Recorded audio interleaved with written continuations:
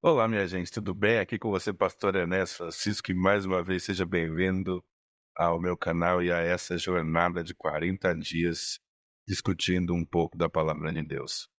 Hoje eu quero falar com você sobre uma palavrinha básica que o profeta Abacuque nos ensina e eu gostaria de discuti-la com você. E a palavra é todavia. Veja o que está escrito em Abacuque 3, 17 e 18. Porque ainda que a figueira não floresça, nem haja fruto da vide, ainda que decepcione o fruto da oliveira, e os campos não produzam mantimento, ainda que as ovelhas da malhada sejam arrebatadas, e nos currais não haja gado. Todavia, eu me alegrarei no Senhor, exultarei no Deus da minha salvação. Todavia, eu me alegrarei no Senhor. Eu não acredito que você seja um cristão da boca para fora, tá? E se esse for o caso, você deve entender com clareza o significado do que esse profeta escreveu. A gente está lendo versículos que registram, é, eu vou tentar deixar isso aqui de forma bem objetiva para você entender. Uma tomada de decisão que somente quem confia no Senhor e sabe que Ele é o seu refúgio, como falamos ontem, vai conseguir levar adiante. Alegrar-se, ainda que as coisas não estejam como gostaríamos, é uma tomada de decisão. Alegrar-se quando os resultados não são os melhores e quando a nossa expectativa é frustrada e quando não cumprem o que nos prometeram, é uma tomada de decisão. E ter esse compromisso com Deus e se relacionar com Deus de forma que os elementos externos, as dores externas e as frustrações não impeçam você de lidar com Deus como quem Ele de fato é, vai te posicionar para ser um crente mais forte, que de fato entende que as circunstâncias não podem dominar você ou alterar o seu percurso. Nem sempre as coisas serão como nós queremos, mas nós precisamos lembrar de uma coisa, que por mais que as coisas mudem, para melhor ou para pior, Deus permanece o mesmo. Ele é o Deus da nossa salvação, é o nosso refúgio e a nossa fortaleza. O profeta está dizendo que mesmo... olha como eu concluo essa frase assim: mesmo que tudo ao meu redor fale, a minha esperança e confiança está depositada somente e totalmente em Deus, plenamente nele. E por conta da sua soberania, eu posso descansar nas tomadas de decisões de Deus ou naquilo que ele permite. Ou seja, esse sofrimento, essa dor, esses elementos externos que fogem do meu controle, jamais fogem do controle de Deus. E é por isso que, mesmo que a figueira não floresça, ainda que nada daquilo que eu desejo se consolide, eu me alegrarei no Deus da minha salvação. E veja só, a ideia aqui não é se alegrar porque as coisas deram errado. Não é se alegrar porque a figueira não floresceu. Mas é se alegrar no fato de que Deus está no controle de tudo. E não porque as coisas deram errado, mas mesmo que as coisas tenham dado errado. Porque existe um propósito de Deus em nos ensinar, nos fazer crescer, nos fazer entender essa questão da soberania.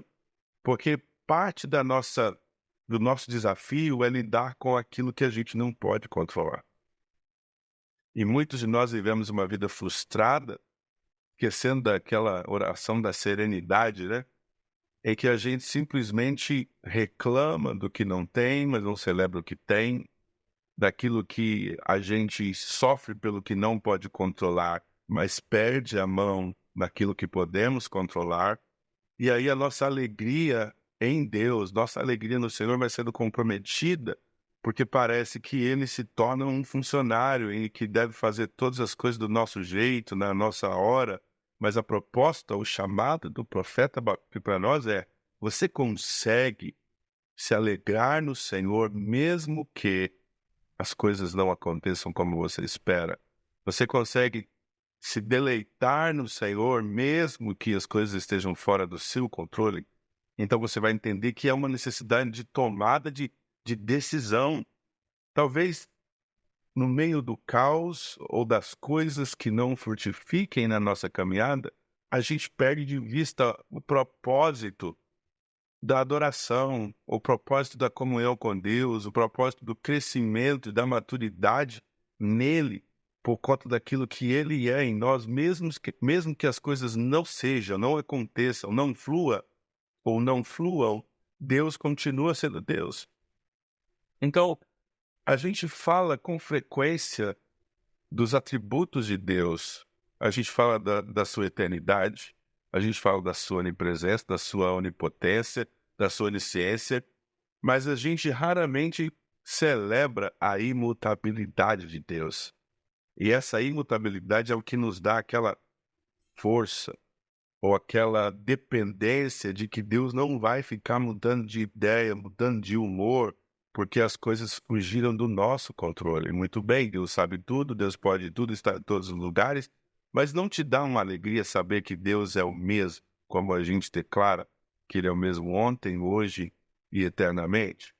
Nós mudamos ao longo dos processos da vida.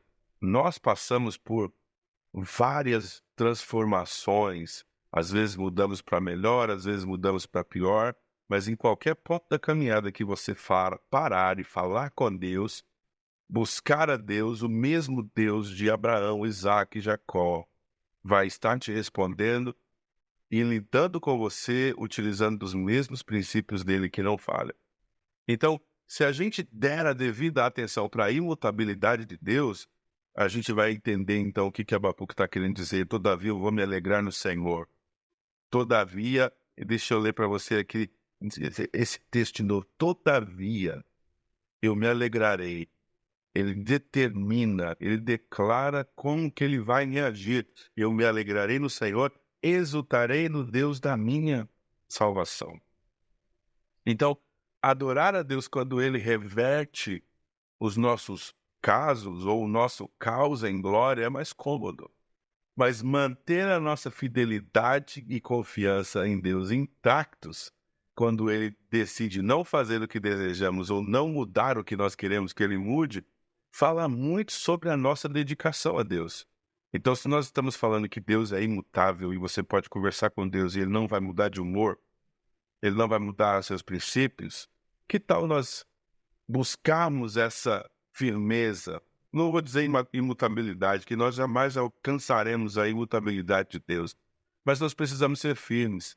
Então, a gente precisa ser o tipo de gente que se alegra quando Deus nos faz coisas extraordinárias e restaura sonhos e traz esperança e cura, mas a nossa devoção a Deus precisa permanecer intacta se Ele não fizer. Eu vou te dar um exemplo.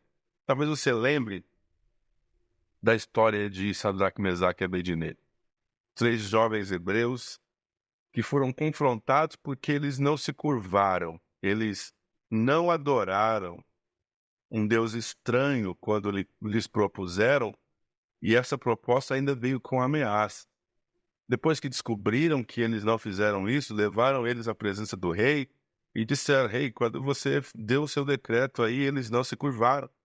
E aí o rei fez uma pergunta para eles: é de propósito que vocês estão fazendo isso? É de propósito que vocês não estão se curvando à minha ordem, ao meu decreto, de se curvarem para adorar a estátua que eu erigi? E eles disseram: olha, a gente não está nem a fim de te responder sobre isso, rei. Porque o Deus Deus pode nos livrar. Mas se ele não livrar, nós também não nos curvaremos e não te obedeceremos e não adoraremos nenhum Deus estranho. Veja bem, eles estão dizendo, ele pode nos livrar, mas se não livrar, a gente continua firme. E é essa firmeza de Sadraque, Mesaque e Abednego que nós precisamos hoje. Porque se ele fizer, como a gente costuma cantar, ele é Deus, e se ele não fizer, ele continua sendo. A soberania de Deus está intacta, o senhorio de Deus está intacto.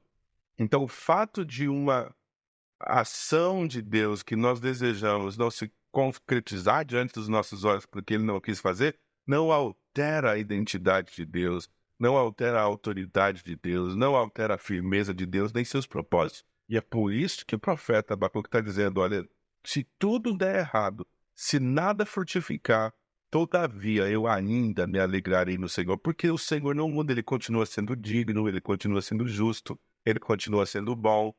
E a gente não vai entender agora o porquê as coisas estão sendo feitas por ele como estão sendo feitas. E a gente só vai entender depois. E mesmo que se a gente não entender, nós precisamos abraçar a soberania de Deus, a decisão de Deus em fazer ou não fazer, e tudo vai ficar bem. Ele diz na sua palavra, porque eu bem sei os pensamentos que eu penso acerca de vós, pensamentos de paz e não de mal, para vos dar futuro e esperança. Ou seja, Deus está interessado em cuidar de nós, Ele está interessado em fazer o melhor por nós, mas nós estamos lidando constantemente com humor, o nosso humor que muda quando as coisas não acontecem como nós gostaríamos. E é por isso que eu trouxe para você essa palavrinha, todavia. Mesmo que tudo aconteça contrário à minha vontade, mesmo que não haja produtividade, mesmo que não haja frutificação, mesmo que levem aquilo que é meu, eu ainda vou me alegrar no Senhor. Então é uma decisão que você precisa tomar. Talvez hoje você esteja aí orando por uma série de coisas, você tem a sua listinha daquilo que você quer ver Deus concretizar na sua vida, as bênçãos, as portas abertas, as promessas cumpridas, os melhores relacionamentos, o dinheiro entrando, a carreira consolidada. Eu sei o que é isso e também tenho a minha listinha, mas eu preciso orar com maturidade, sabendo que nem tudo que é bom para mim vai me fazer bem, sabendo que nem tudo que está no topo da minha lista em termos de necessidades, sonhos, são as coisas que Deus tem para mim. E aí eu acabo me frustrando muitas vezes porque acredito que Deus vai me dar muitas coisas, que Deus vai me dar todas as coisas e que nada é impossível para mim. Para Deus nada é impossível. Mas que tal nós nos, como eu posso dizer, alegrarmos nele e repousarmos na vontade dele? Então eu gostaria que você, nesse instante, se você puder, celebre a Deus, adore a Deus, apesar de. Talvez você esteja com uma enfermidade no corpo, talvez você esteja com uma necessidade na sua casa, talvez a sua família esteja desintegrada, talvez a sua carreira esteja simplesmente sem perspectiva. Seja lá o que for, eu estou aqui hoje com você para te dizer que Deus não muda.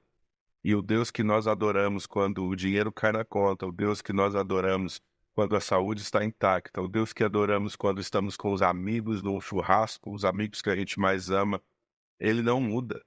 Quando falta o churrasco, os amigos, quando o corpo não está bem, quando a carreira não faz sentido, ele continua sendo Deus. Ele continua sendo merecedor da nossa adoração. E aí você vai descobrir que adorar a Deus e que viver para Deus e cumprir com a sua obrigação de celebrar, de confiar, de adorar e de reconhecer quem Deus é, vai posicionando você para confiança e dependência.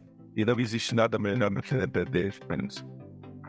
Deleite-se no Senhor e Ele satisfará o desejo do seu coração. Veja bem, eu se deleita no Senhor e Ele cumprirá o desejo do seu coração. Muitos de nós só colocam o desejo do coração de líderes para que aconteça. Vamos deleitar-nos e para desfile. Yeah, they fast forward to be unsatisfied is. Quando isso acontece, quando você consegue ter prazer em Deus, não nas coisas que Ele fornece para você, Ele então começa a moldar o seu coração para aquelas coisas que Ele tem para você. Quando a gente ora, Pai, seja feita a tua vontade, é uma oração perigosa, porque a gente não sabe, na maioria das vezes, qual é a vontade de Deus, mas eu sei que a vontade de Deus para mim é que eu viva uma vida frutífera, próspera, que Ele deseja que eu seja próspero em tudo, assim como a minha alma é próspera, é a vontade de Deus. Mas quando eu não sei qual é a vontade de Deus, eu preciso me deleitar nele. Quando o meu coração começa a bater com o coração de Deus, no mesmo ritmo, sem ansiedades, Deus então começa a fazer com que o meu coração deseje as coisas que Ele tem para mim. Então, seja qual for a sua situação nesse dia, alegre-se no Senhor. Ele tem o melhor para você. Deus te abençoe e um grande abraço.